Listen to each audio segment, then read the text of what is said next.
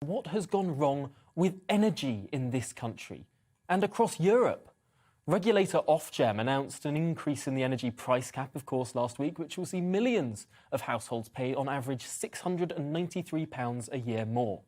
Of course, this is only catching up to the wholesale price surge that has already bankrupted dozens of energy companies.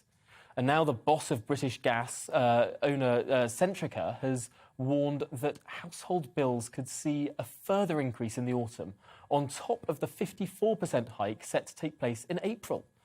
Now, last week, of course, Rishi Sunak has announced a plan to offset some of the coming price hike by offering cash to help pay the bills. But will this really make a difference? Does it tackle the underlying issue? Frankly, this is a crisis of supply, and we do not have enough energy. We haven't produced enough of our own, and we know what happens with the laws of supply and demand. Well, let's talk through all of this now with the economist and wealth advisor Jonathan Davis. Welcome to the programme, Jonathan. It was a package of measures announced by the Chancellor last week that will go about half the way to make up the increase in prices. Is there a risk here that just dealing with that side of things rather than the supply side could actually be inflationary? Well, politicians doing what politicians do, which is focus on the ultra short term and the polls rather than actually solving long-term problems. This has been building easily for 10 years. Politicians in the UK and across Europe have been talking green, green, green, renewables, solar, wind, and pumping billions, tens of billions of our money into these wholly inefficient energy sources. So where we are now is that after 10 years of the oil and gas companies effectively not being allowed to find oil and gas and produce it, as you say, we have a problem of undersupply while we have rising demand, soaring indeed, for oil and gas. So when, for example, 2 years ago, oil was $20 a barrel, and it's now nearly $90 a barrel, and very similar for gas, well, of course, you're going to get huge price rises. And the politicians are pretending by handing money to people, although much of it is in the form of a loan rather than a grant, pretending that the problem isn't as big as it is. We have a current energy crisis, and I'm afraid to say it will only get worse. This is an incredibly downbeat analysis. And of course, we know that many countries around the world have committed to move away from some of the dirtier fuels. We know that it's probably a good thing that we've moved away from coal in large part in this country.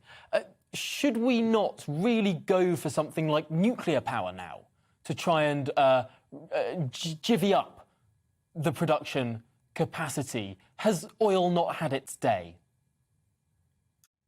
There's a number of issues there. I would just proceed by saying at COP26 at my original hometown of Glasgow, Johnson and his cronies came out as the most green politicians on the planet.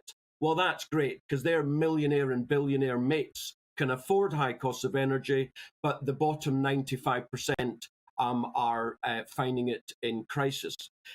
So oil certainly has not had its day. On the contrary, it will take decades, literally, to move from oil and gas and coal to renewables, which is what the political elite and the globalists want to happen.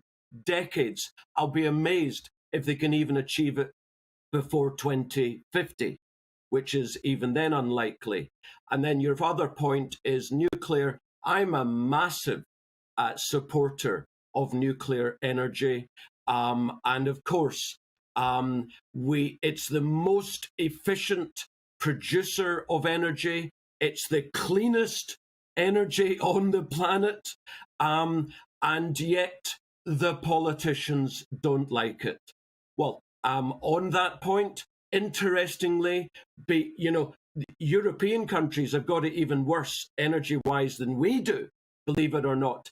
And it's very interesting that literally in the last couple of weeks, after how many years of the European Union, the European Commission saying nuclear is bad, nuclear is dreadful, all of a sudden, with the price of their energy going through the roof and then going cap in hand to Vladimir Putin saying, please continue to send us your gas and your oil, all of a sudden, the European Commission is finally saying, do you know what? Nuclear isn't so bad after all.